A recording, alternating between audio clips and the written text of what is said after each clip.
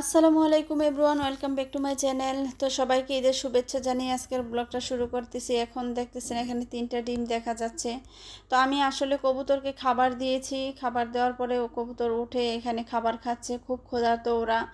তো আসলে আমি যখন এইখান থেকে একটা ডিম উঠিয়ে উপরের খাঁচাতে দেব, আপনারা তো দেখেছেন গতকালকে উপরে যেহেতু ওদের বাসার উপরে খাঁচাটা মানে একটা বাসা বানিয়ে দিয়েছি। তো আমি ওই ক্লিপটা নিতে পারি নাই, ওই ভিডিওটা নিতে পারি নাই। যখন আমি বাসাটা ধরেছি, ডিমটা দিব, ডিমটা ধরে এখানে নিয়ে দিতে লাগছি, দেখি যে এখানে 2টা ডিম আছে। তো পরে ভাবলাম কিরে, এখানে 2টা ডিম, ওখানে ওই ডিমটা কোথায় থেকে কে পারলো বা কি আসল বিষয়।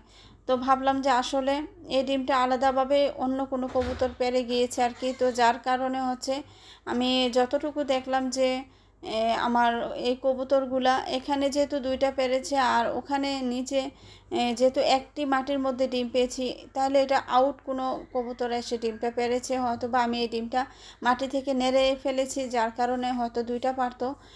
তো এটা আর না দেখে এখানে আর ডিম পারে নাই, এই আর কি। আর এইখানে দেখেন এই কবুতরটা ওখানে দাঁড়িয়ে আছে, কারণ ওর খাঁচার পাশে যেহেতু আমি ওর বাসাতে আমি হাত লাগিয়েছি, তো ও তো উড়াল দিয়ে দূরে যায় না, পাশে ঘুরঘুর করতেছে আমি ওর ডিমগুলি কিছু করি কিনা। তো আসলে এটাই হচ্ছে মাতৃত্বর ভালোবাসা। তো আমি ওর ডিমগুলো যেন নষ্ট না করি, বা ও পাশে পাশে ঘুরঘুর করতেছে, আর অন্য পাশে তো কবুতর আছেই। আর কবুতরের অবস্থা দেখেন, আমার বেগুন গাছের কি হাল কি করেছে দেখেন, পটি করে। আর পানির পিপাসা দেখেন, গাছগুলি একেবারে পাতাগুলি একদম নরম হয়ে নিচের দিকে মানে ঝিমিয়ে গিয়েছে। তো আমি এখন ভেবেছিলাম আমি জাস্ট কবুতর বা পাখি মুরগি ওদেরকে খাবার দিয়ে আমি বাসাতে চলে যাব, যেহেতু আজকে ঈদের দিন মেলা কাজ আছে বাসাতে। তো এখন ওদের এই পাতাগুলির এই অবস্থা দেখে আমি ভাবলাম যে না, আমি তো এই অবস্থায় রেখে আমি যেতে পারবো না, অবশ্যই ওদেরকে আমি একটু পানি দিয়ে যেতে হবে। একেবারে সারাদিন আরও বেশি রোদ আসলে ওদের অনেক বেশি কষ্ট হবে, সেটা ভেবে আমি তো পানি দিয়ে তারপর বাসায় যাব। তো আমি এমনিতে কবুতর বা কোয়েল পাখি বা মুরগির বাচ্চা ওদেরকে আমি খাবার দিয়ে দিয়েছি। তো আমি পানিটা দিয়ে তারপর আবার আমি চলে যাব আর কি। তো সবচেয়ে বড় কথা আজকে মিরাকেল ঘটে গেল আর কি, যে ডিমটা আমি ভেবেছিলাম যে এখানে 3টা ডিম আছে, ওখান থেকে একটা উঠিয়ে এখানে যেহেতু একটা ছিল গতকালকে দিয়ে দেব। তো এখন দেখে যে না, আলহামদুলিল্লাহ ও জোড়াই পেরেছে ডিম, আর যেটা ছিল ওটা আউট একটা ডিম ছিল। তো যাই হোক, আলহামদুলিল্লাহ, দেখা যাক কি হয় না হয়। তো জানি না বাচ্চা ফুটে কি না। তার আগে তো ওই 3 ডিম যে বাচ্চাগুলা 3 ডিমে বসিয়েছি, ওই বাচ্চাগুলা ফুটে নাই বা ডিমটা ফুটে নাই। তো এবার কি ফুটবে না ফুটবে তাও আমি জানি না। যাই হোক, আল্লাহ ভরসা।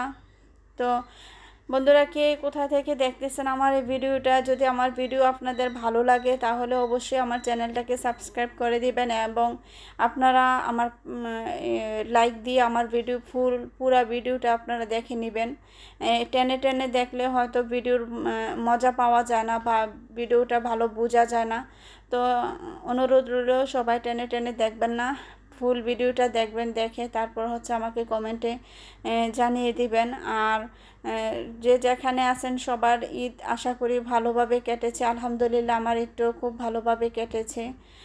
তো আসলে পবিত্র মাহে রমজানটা চলে গিয়েছে, খুবই খারাপ লাগতেছে, কারণ একটা মাস রোজা রেখে তারপর চলে গেল। আসলে রমজান মাসটা এমন একটা রহমতের মাস, এটা এই ভালো লাগাটা কখনো প্রকাশ করে বোঝানো যায় না আর কি। তো আলহামদুলিল্লাহ, আল্লাহর কাছে শুকরিয়া। তো রমজান পরে ঈদ আসছে, খুশির দিন। তো আল্লাহ সবাইকে সবার জায়গা থেকে আল্লাহ সবাইকে ভালো রাখুক, হেফাজতে রাখুক, সবার জন্য আমার দোয়া রইল, এবং সবাই আমার জন্য দোয়া করবেন। তো আজ এখানে বিদায় নিলাম। আল্লাহ হাফেজ, আসসালামু আলাইকুম।